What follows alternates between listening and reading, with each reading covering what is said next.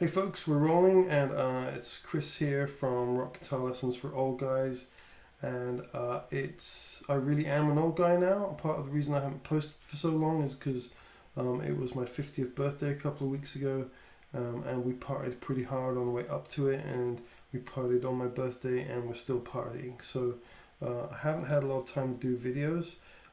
That said, I have spent quite a lot of time doing videos.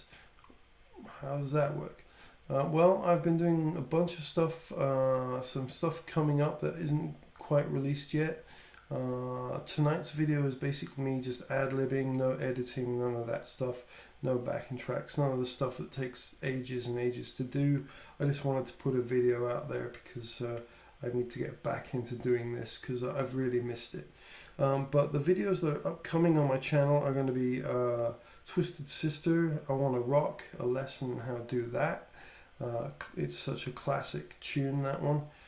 And also a couple of guitar unboxing videos, some very cool classic 80s guitars. One in particular is very classic to the 80s, the other one is a classic 80s brand that's been updated for the last couple of years.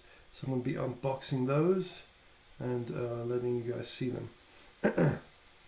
So I want to do a video on Jimi Hendrix.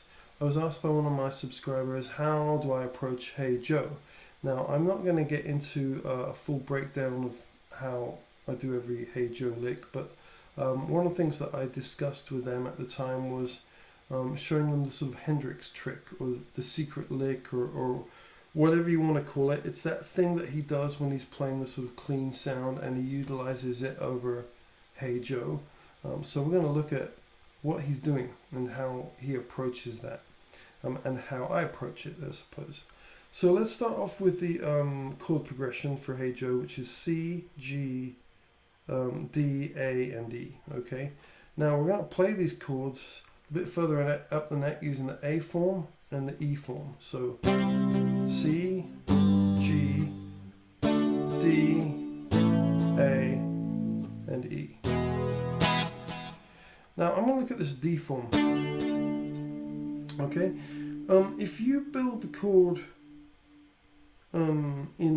this is the A form, a D chord using an A form. I'm going to turn this into a D chord using a G form, okay? And if you're not quite sure what I'm talking about with the forms, like how is he playing is he playing a D, is he playing an A, what chord is he actually playing, then study your caged chord system. If you want me to do a lesson on caged chord system and how that all works, then just please stick something in the comments and I will do that. And this time it won't take me like 50 weeks to do it. But we're using an A form over D chords. So I'm playing the chord D, but I'm using the sort of A shape to play it, is what that means. I'm going to turn that into the G. So I'm still playing the D, but now I'm playing a G form. So you can hear, it still sounds like D, but I'm obviously playing a different shape. And if we outline this shape a little better, if I use those fingers like that, you can actually see that I'm kind of playing the G shape here, and then my first finger is holding what would be the open notes if you were actually playing G down in the open position. So this is a G form. I'm playing a D using a G form. And here I'm playing a D using an A form. So to be honest, when I'm actually playing through chords, I very rarely actually do like that kind of thing, because a couple of reasons. It's kind of tough to get into in a hurry, and I don't particularly like the way that chord sort of sounds when you use it as a block chord. What I tend to do if I'm playing my G form is I always bar those notes, because those are the notes we're going to be using, especially for the Hendrix thing, and then I either sort of play that because I like the sound of that a little better, or if I want something a little bassier, I'll just play those, and I'll ditch the upper string, so you don't have to do any stupid stretches. It's a lot easier. And there you go, there's the Hendrix lick that I played right there. That's that cool Hendrix thing that he does with the pull-offs and hammer-ons. So let's analyze exactly what that is. Basically, You're going to be playing the G form of whatever chord you're wanting to do this little lick over. So in this case, I'm going to be playing over this chord just before we go to the A. So it's D to the A. And what I'm doing is I'm moving up so that I'm going into this G form, and that G form will now allow me to basically play the pentatonic shape.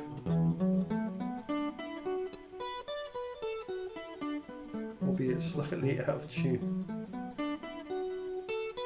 You know, it's my intonation. I need to change strings on this guitar. But we'll go with it, because, you know, Hendrix, right? So now that's pretty cool. Instead of playing this chord here, I'm now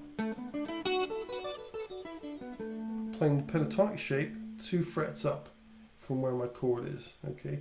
Utilizing some of those back end notes of that chord. So that's very cool. And that is kind of what he uses to get that kind of hammer-on, lazy sounding, rhythmical, cool thing that Jimi Hendrix used to do. I was listening to Jimi Hendrix today, actually. I was listening to All Along the Watchtower, and I know that stuff so well. I've listened to it so many times, and the solo comes on he's using a wah pedal in that solo, actually. It's just, the phrasing is so cool. You know, I was thinking, like, there's so many people that sort of don't rate Hendrix along with, you know, the likes of Vai and Satriani, but I totally do, because, you know, you listen to that stuff and you listen carefully to the way it's phrased and the way it swings across the time, and it's like, wow, it's so awesome, it's so immaculate, it's so accurate, you know, and immaculate. It doesn't, you know, everyone had this sort of concept of Hendrix being a really sloppy player. He really wasn't. He was really on point with his rhythm, just absolutely superb. And that solo in particular, amongst others. And if you haven't seen it, check out the Atlanta Pop Festival footage that popped up a few years ago. I think the whole gig is on there, and there are some bits where he is just wailing, like blowing Satriani and Vai, you know, off the stage to a certain extent. Like, really, everyone says the end of his career, he was, you know, losing it, but he wasn't. He was way better towards the end of his career than he was at the start, I think. And that footage just wraps it up, man. He's doing some legato stuff in that film, where it's like, man, I didn't know you could do that. I can't even do that, you know. It's just awesome. I mean, legato to rival Satch, you know. If you have seen it, let me know what you think. Stick something in the comments. Anyway, let's get back to this, because I want to wrap this up in the next couple of minutes and get it posted. So, yeah, C chord, G, D,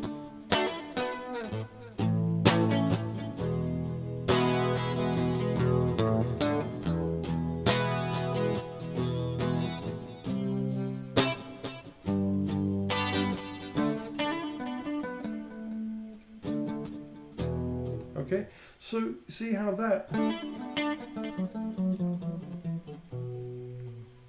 sort of lends itself beautifully over the top of that sort of chord right there. And then here's the other thing, when it goes down,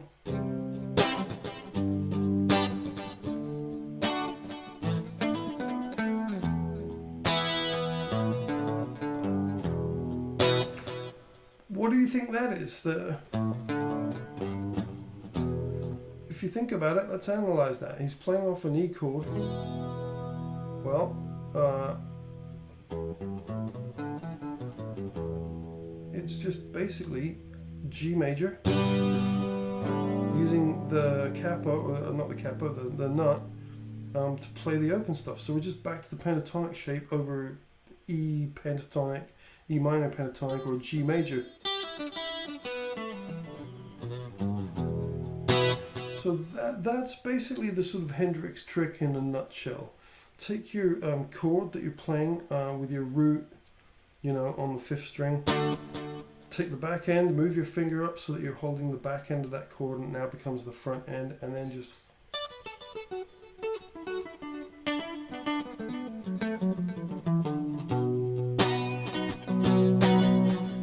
play your pentatonic shape over it.